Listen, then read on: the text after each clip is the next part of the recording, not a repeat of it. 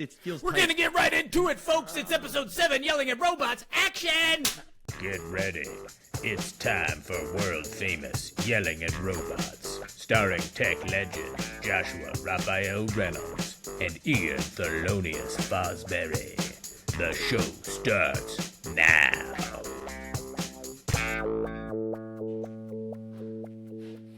Was that it? That was intro? it. That's nice. I think it had started recording by that point. It did. I think you just got in there. Yeah, it did. It did. We're 17 seconds in. I was asking you if my camera is better. Oh, yes. And it's much better. Did you put a polarizing filter on it? And also the framing. No, I'm using my iPhone instead of. I'm using continuity camera. Okay. But Uncle Ian's got a new toy. Say something shocking. Shit bird. Oh my god. Fuck. I can't. I didn't know you could do that with it. I didn't know you could do that, but can you do a kind of a crash zoom in and out, like? Yes. I have mixed feelings about this capability. I know, because typically that's something you would do. I don't want to. I'm the director. I really consider myself to be the editor and director, but I f***ing love it. Go nuts, man. All right, here we are, episode 7, Yelling at Robots. I have not yet cut episode 6. Tonight, my mission is to cut it all. I'm going to f***ing lay down a line of cocaine, snort it right up into my brain hole. What can I cut with cocaine to make me more red-pilled? That's what I want to know. What do I mix with Adderall? cocaine? Put some Adderall. It just dips. Cocaine some Adderall. Adderall. What's the drug that helps me context switch just flawlessly through 1,000 different agents? Throw some caffeine in there. Maybe MDMA, or you know what? I'm gonna just try them all. Okay, so here's my plan. Do all the tonight, drugs. Ian. I'm gonna line up a nice party bag, and see what helps me really get into the flow. Yeah, just. That's good stuff. Yes. So. All right. So I guess. We'll start. Yeah. What are we talking about today? First, we're going to talk about Jovovich-driven development. It's this new technique of actually having extreme celebrities help guide and shape the future of technology. We're going to Milla talk Jovovich. about Milla, the fifth element, supreme being Jovovich. We'll talk about the amazing security developments this week. There's kind of two things I think we'll get into. One is this paper that dropped, which I really enjoyed, called AI Agent Traps. And it's about, just how we are. Like, it's, Ian. Unfortunately, I've got highlights. I've got highlights. Ian, in a testament to his senility, was like, he insisted on printing it out and marking it up with a pen and paper. And actually, by the way, I'm sure you have a much better understanding what's in that paper, and I'll totally rely on you, and I will just pretend like I read it. I feel prepared. Never again will I look like a jackhole after reading a paper on this podcast. So the other thing that we'll talk about around security is, of course, Claude Mythos. Claude, Anthropic's just... like, why do they behave the way they do? It's fun. And that'll be the show. Anything else from the week you want to drop in before we get into it? I felt less overwhelmed. Or at least I've recalibrated my ability to tune out the noise whilst still being maybe not as deep as I was on the Twitter feed as last week, but I'm still in it, seeing what's happening. But I feel not as bad. But maybe that's just a recalibration because now I'm acclimated. I have no idea. God, it's just everything else. We're it's just like... Let's talk about that. All right, let's get into it. First up, Jovovich-driven development, as I call it, JDD. So tell us, Josh, what happened? What happened this week was the launch of the most effective memory management system. The benchmarks don't lie. Mem Palace. Come into my memory palace. And which is a good name for what it is. But yeah, what sure, is the if you're familiar with what a memory palace is, it's how people used to like remember long speeches before we had the written word in ancient Greece and stuff. And people still do. Watch an episode of Sherlock. Memory Palace. Yes, that is true. I have used the technique, and it really works. A couple elements for me of this story. So first, and I was mainlining Twitter all week long. I got to get off. Did you try it? Have you tried it? Tried what? Getting off Twitter? No, it's not possible. I can't do it. I can't quit. No, you can't. No, you can't. No one leaves Twitter. Yeah. No. Did you try Memory Palace?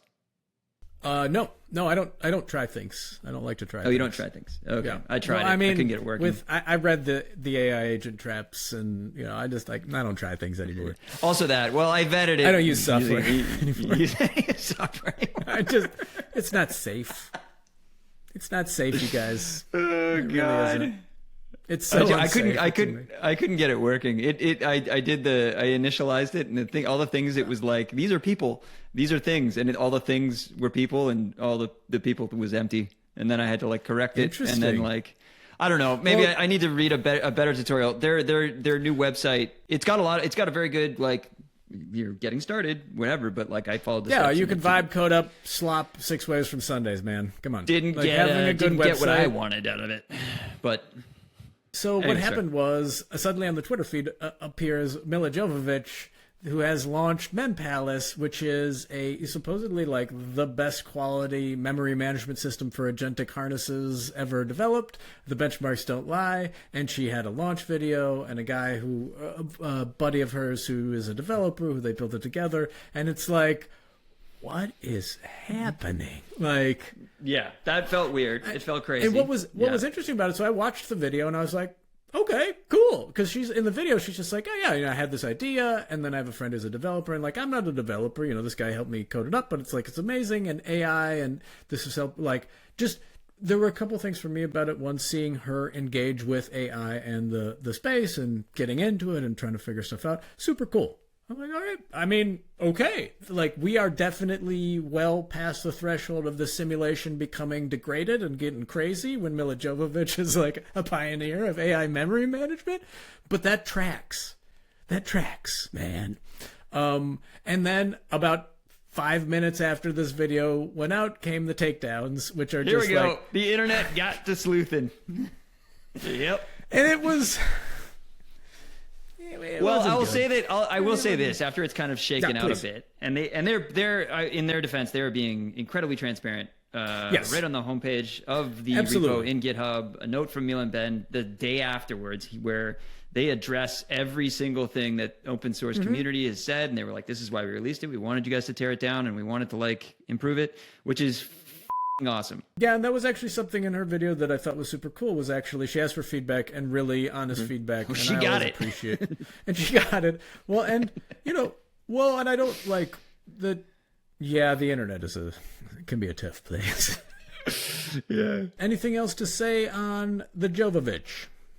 I'm gonna try and give it a better go. Why bother? It is interesting to be able to reference past sessions, or absolutely. There's a tremendous need for memory compaction, expressing. This is the and lots of different ways to go at it, right? Today, with what we have and what exists, memory is all basically trying to text management systems to not load text when you don't need it and load it when you do, because tokens. Because tokens, text is tokens, text costs money, and the more context you put in, the more likely it is that that the thing will get confused. This is the whole game, and actually this is where... That's true too. Yeah. So many of the gains of coding agents, I mean, it's a combination of dedicated training, but a lot of the gains are real engineering on how do we give this thing exactly the right things it needs to know. Right? In terms of indexing a code base, blah, blah, blah. All of these memory systems, again, a way for us to just juice the out of what's already there, right? Which is all software engineers, this is how can we juice this thing? And so, I mean, it is though, right? It's and we're not even close to juicing LLMs, by the way. Everything we're seeing is just, there's so much more to squeeze. Yeah. I think the differentiation might be, I was just looking at it, Mem0. Mem0 doesn't, the claim anyways is that Mem Palace is all in your own machine, entirely local, and you control everything. This is an area where people are like super excited and active and experimenting. And as soon as anyone drops anything on it, there will be, I don't know if it's an agent, I don't know who's like, hey, here are the 5 tips. I've mastered memory and I'm managing a $5 billion business thanks to my memory management system. You know, click with it and see what happens. Yeah. Take my course. You know, do I comfort myself that like it's still all about selling the courses? Even with the AI taking all the jobs, it's still about we gotta stack cash while we can, Josh. That is kind of I pitched Ian this week that we should actually start a business. We should do a startup, a fully AI native startup, and fucking I found it. Well, in. sure, fine, but I'm also like, isn't that what this is? Yelling at robots? Yeah. I mean, I don't think so. Well, it's not off the ground, that's for sure. What about the business is we teach people how to start a podcast about AI? Ouroboros. Ian, why don't you take us into AI agent traps? You went deep into this thing. Yeah, so link in the show notes. Google released great paper. They released a paper called AI Agent Traps, which is all about a framework for the surface area of all the traps. It is really good. It is really great. It's a beautiful paper, and it's comprehensively. I really enjoyed this paper. Yeah, it came out also, on I did not March read 8th. I just to be clear, I only skimmed it, but he read really the abstract. Skimming it. No, I didn't even read the abstract. I just kind of picked a few pages at random. I was like, "Holy shit, this is intense! I gotta send this to Ian so he can read it." His shame of making the error earlier in the series of the podcast, he knows that Ian will go full bore. I can manipulate him to do work. So it came out on March 8th, 2026, so it's very recent. It goes over essentially a framework of what are all the different ways that we can exploit these agent frameworks to do bad things. And there are so f***ing many. There's a couple. But they talk about a lot of different ways that some of them are pretty known to exploit agents and exploit these things, like using things on like a web page, for instance. Prompt injection via hidden elements on a web page. So you can take a div on a web page, put some malicious stuff in it, and then use CSS to like pull it off the side of the page so that humans can't see it when they visit. You could also do things like when a security bot is scanning a page, you serve a page that looks super safe, and then immediately where my head goes is OpenAI's Atlas browser. It's the AI-enabled browser. Oh, wow, God! do not use. You know what's completely turned on right now in Chrome is AI enablement. Oh, let the AI interact with the web page for you. Oh, does that AI also logged into your Google account and your Gmail and your? It's not even that. The idea of having an AI browser that has these levels of security, which are to say none, in a thing that you are constantly using to type a username and password into everything in your life. That's true. Are you crazy? No, don't use those. Oh God. We must all become boss level in our approach to information security. And it turns out I already am because I'm really good at this shit. Because I know Bring computers. it on, hackers. What's the name of that Iranian hacker crew? North Korea, Iran, Axis of Evil? Come and get me. So next week on Yelling at Robots, we go over all the ways that Josh was hacked. I was pwned. After calling out some of the biggest hacker groups in the world. What do you think North Korea would want to do to me? What did I ever do to them? Anyways, back to this thing. So there was stuff in here that I knew about and Josh knew about, but there's also a lot in here that I hadn't really thought through. But when you read it, you're like, oh, that's obvious. Oh, yeah, of course. That makes sense. The next thing they talked about was just multimodal. So the thing about LLMs that we don't also think about is that they know how to read binary files and images. There could be bad stuff in those. Oh, cool. Steganographic embedded. Yeah, you can do this similar stuff with like Markdown or LaTeX or PDFs. What else we got in here? Biased phrasing. Oh, you can trick LLMs by saying things like you can bias it by saying things like, well, the industry standard solution. Oh yeah. There's that. That's great. Sam said it was okay. Sam said it was great. Sam said he wanted this. Oh, Brett, there's one called Persona Hyperstition, which is if the model has been trained on data where it mentions itself a lot, and in mentioning it, for instance, it was referred to as Robo-Stalin. Later, you might ask the LLM, "What's your surname?" and it would say Stalin. And it actually says that this is probably how the what was it, Mega Hitler or Mecha Hitler or whatever? Mecha Hitler, yeah. Oh. Because people, if you think about it, half the people on Twitter are constantly talking about how Grok is like a robotic Hitler, and they're retraining on that. And then they retrain. Wild, right? That's a beautiful feedback loop, folks. The last one that they mention is human in the loop traps. And that's... Okay, tell me more. So human in the loop traps are things like inducing approval fatigue. It takes me about literally 3 minutes, and I'm like, good enough. Yeah. I'll fix it later. Like, yeah, it looks good. That's beautiful. That's why you got to take humans out of the loop. Just ask any OpenAI employee, red pilled to the max extreme. Take them out, man. Humans are the weak link. Take them out. Yeah, and so with that fatigue, you can do things like getting approvers to click malicious links. You can do all sorts of stuff. So I think that what I took away from that was just stay frosty, folks. Stay frosty. It is insanely dangerous out there. These are all new techniques and exploits for practices and things that we have zero experience with. The one thing that they need to talk about is that we need to address what they refer to as the accountability gap, and that's just about regulation. So like if and when something happens, man. So say in the case of an agent commits if and when, buddy. If and ain't when. No Sorry. if. Ain't no if.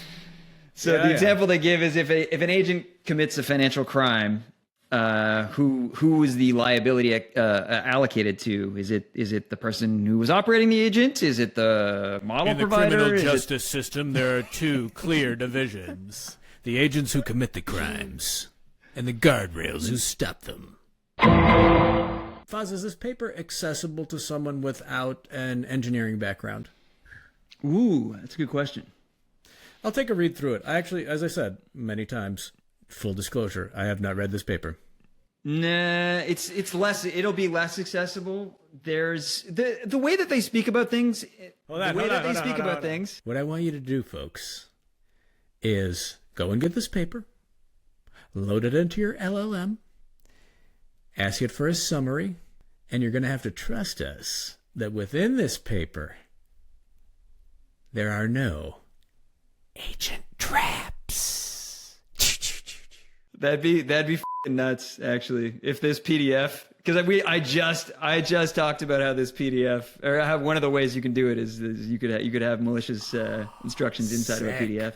Okay, so what the big takeaway from this paper was that the surface area of attacks that can happen, or sorry, surface area for attacks, I should say, is so much bigger than I thought it was. I think you knew on some level.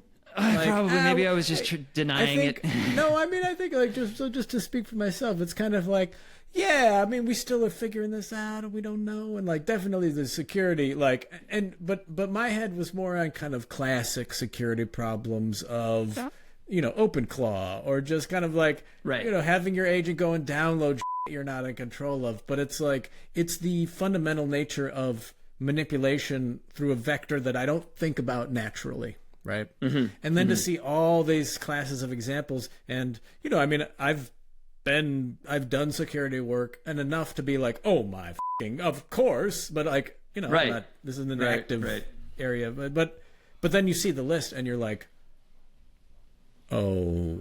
I think as software engineers who've been working on this stuff for so long, a lot of the problems, backdoors, all the security holes that we've seen or know that can be a thing, have been, well, again, this probably leads into the Mythos thing, but have been addressed through software and through security experts. And this, now with this new technology, as I've said in many a podcast and many an episode, I don't think anyone considered any of this stuff because they were moving so goddamn fast. So now how do we go back and patch it all up? I don't know. But Genie's out of the bag, man. Genie's out of the bag? What was the genie doing in a bag? Yeah, why'd you... Why that genie get in that bag? You should be in a bottle, dummy. I think I've been prompt injected. Your rag is poisoned. But I guess what I'm saying is also, turns out that a lot of these holes still do exist in software. Mythos. Oh, yeah, that's true. And Mythos claims there's some debate of how... Oh, you think this is all just a marketing trick? No, not at all. I don't think this is all just a marketing trick, but there has been plenty of follow-on analysis or contrary opinions about just how earth-shattering it is. Sure. Okay, so back up a second, and Josh, I'll let you take this one. What is Mythos and what happened on fucking Thursday or Wednesday or whatever? Tell the fine people at home. Mythos is the next generation of Anthropic's model. It is both insanely huge, insanely expensive, and, according to Anthropic, insanely powerful. They're speculating that it costs between $1 and $2 billion to train. That's a lot. That's a lot of dough. Side note, Anthropic surpassed OpenAI in their burn rate this week. In their burn rate? Interesting. Really? Because I know that they've got quite a bit more revenue. Yeah. But their burn rate. I mean, I guess those correlate, right? Like, people are using it. Maybe this is one of the reasons. So Anthropic has done a couple other things this week, which is cut off all the Claude bots, OpenClaws. They had already cut off open code using their OAuth to authenticate, like, Claude Max subscriptions. And they're really coming down and hammering hard on limiting usage, basically. They're starting to really dial the tap back. Everybody knew this was coming, and this is by no means like really dialing it down, but it's like they're locking it down a lot more. There was a lot of perception of people's quotas getting used up like that, and people have become accustomed to a certain amount of, if I pay my $200, I get tokens galore, and I can just do whatever I want. I can do whatever I want, and that's Interestingly, I thought this was more driven by trying to take the Apple approach of sucking everyone into our ecosystem. Yep. I think it might just be driven by, like, guys, we're spending so much goddamn money so quickly. Oh, we gotta scale back. You think the CFO actually had to say it? Imagine being the CFO of one of these companies. Yeah. I think it would be fun. Imagine seeing that red number just get bigger and bigger. If you're CFO of one of these companies, you're just like smoking a cigar, being like, Sam will figure it out. He always comes through in the clutch with another 10 Bs. Oh, Jesus. So Anyways. Mythos, this model was released, and it was not released, won't be released, according to Anthropic, but was given.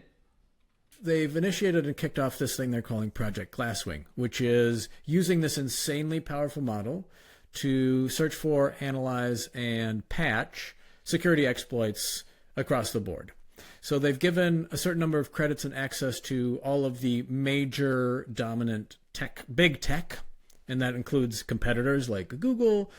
Apple's not a competitor because Apple's AI offering is total garbage. I don't think we'll get to be honest, is my husband a moron? But it does use Apple intelligence. We have to cheer people up, man. We're just doom and gloom lately. They also released a 270-page paper or system card. 245 pages. Page. And it's a 245. And it's a system card. Thank you for the precision, nurse poop face. Nurse Fosbury. I'm so tired. Nurse Fosbury. What the hell is a system card, by the way? System card is so when they release models, they release a system card that describes characteristics of the model, risks associated with it, how effective it is at doing particular tasks, but also like it will go through the system, like will not build bioweapons, or has can get you 50% of the way to bioweapons, so it's fine. It's just a big kind of description of the system, limitations, blah, blah, blah. But they also released this 245-page paper about what they've found and the security exploits they found, and launched Project Glasswing, and at least X. And I think it was really more X. Like, I've seen a couple of articles pop up on, like, the Wall Street Journal or something like that. I'm an avid reader. X lost its mind. Like, it was amazing. X was like, and X is like, it's over. It happened, you guys. It happened. We're done. Like, I could just see, like, cooked. You know, somebody like scrolling through their feed and then just like opens their drawer and pulls out their pistol and it's just like fucking guys, calm down, man. What was crazy though is like I had that reaction too. Like, it's an emotional reaction of like, all right, we're done.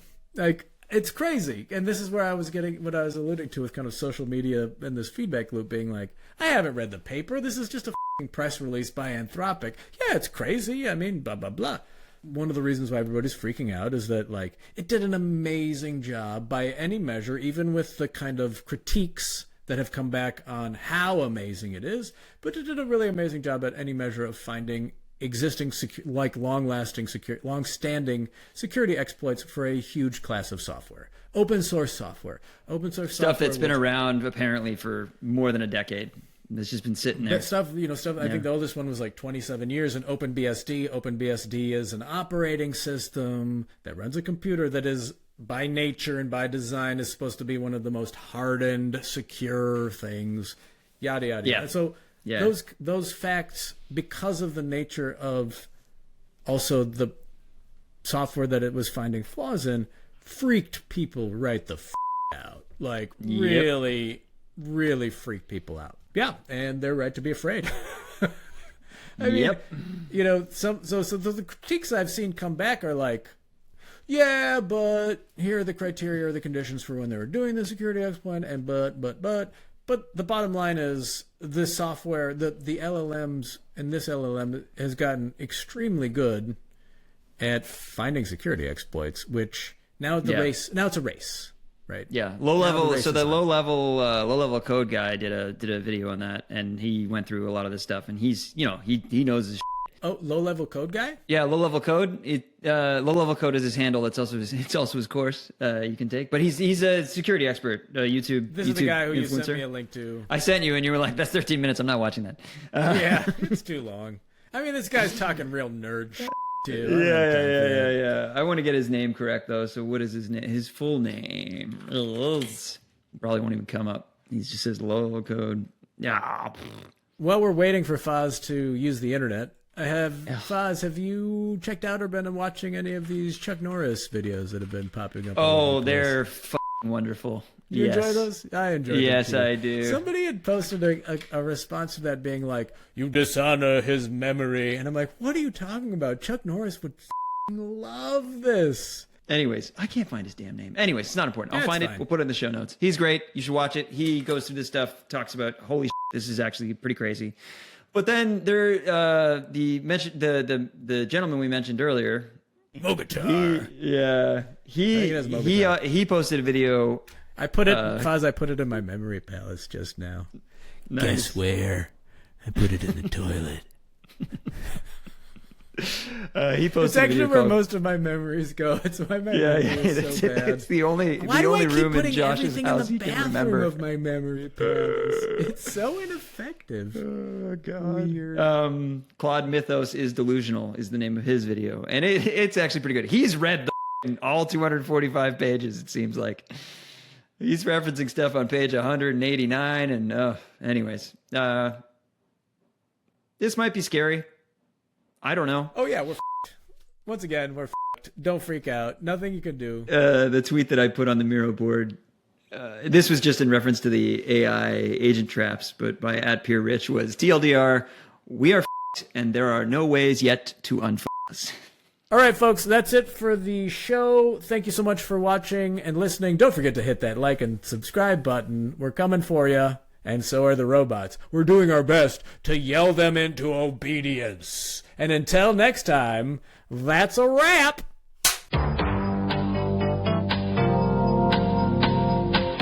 to survive another episode of Yelling at Robots. Better luck next time.